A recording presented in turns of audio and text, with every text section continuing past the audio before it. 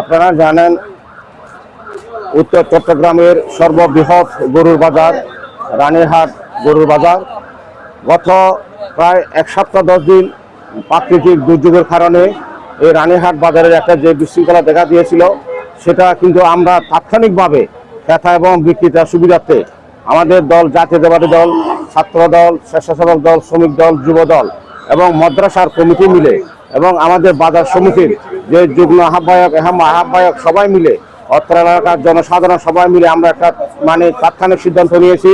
যেখানে আপনারা জানেন রানীরহাট ব্রিজের নিচে প্রত্যেক বছর রানীরহাট গরুর বাজার বসে, কিন্তু এবছর প্রাকৃতিক দুর্যোগের কারণে সেই বাজার বসতে পারতেছে না।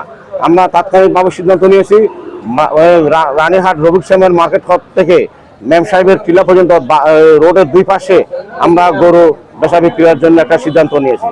ইনশাআল্লাহ আমরা খুব আনন্দিত এবং সফল হয়েছি। আমার মনে হয় রানীরহাট এই সৃষ্টি হওয়ার পর থেকে আজকে যে রানীরহাটের যে গরু সমাগম এবং যে জনসাধারণের সমাগম এবং ক্রেতার সমাগম সেটা বিগত দিনের রেকর্ড ভঙ্গ করে আজকে সেটা সৃষ্টি হয়েছে।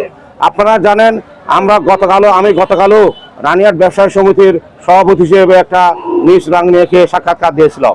আমরা সবাইকে নিশ্চয়তা দিয়েছি এই বাজারে এসে আপনারা কখনো নির্যাতিত হবেন না এবং আপনাদের জানমালের নিরাপত্তা আমরা দিব।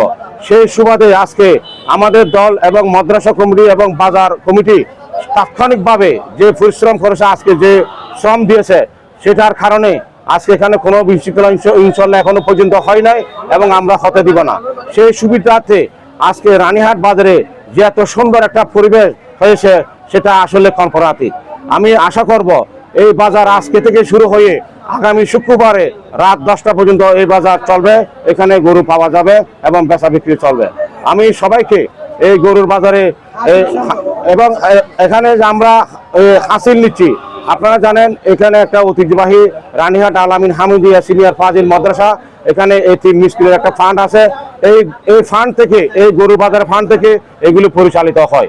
তারপরেও আপনারা জানেন ক্রেতাদের সুবিধার্থে শুধুমাত্র 1 লাখ টাকার গরু 1000 টাকা হাসিল নিচ্ছি, আর বাইরে 1 লাখ টাকার উপরে এগুলো আলোচনা সাপেক্ষে আমরা নিচ্ছি। এখানে কোনো জবরদস্তি মূলক আমরা কারো কাছ থেকে 1 টাকাও নিচ্ছি না। ক্রেতা এবং বিক্রেতা দুজনেই সন্তুষ্ট আজকের এই বাজারের এই অবস্থা দেখে এবং এই বাজার পরিদর্শন করে ওরা খুবই সন্তুষ্ট এবং আশা রাখি আপনারা এই বাজারে আগামী দিনে আসবেন এবং এখানে সব সময় গরু পাওয়া যাবে এবং এই ধরনের সুন্দর পরিবেশ পাবে। এই বলে আমি আমার বক্তব্য শেষ করলাম। আসসালামু আলাইকুম।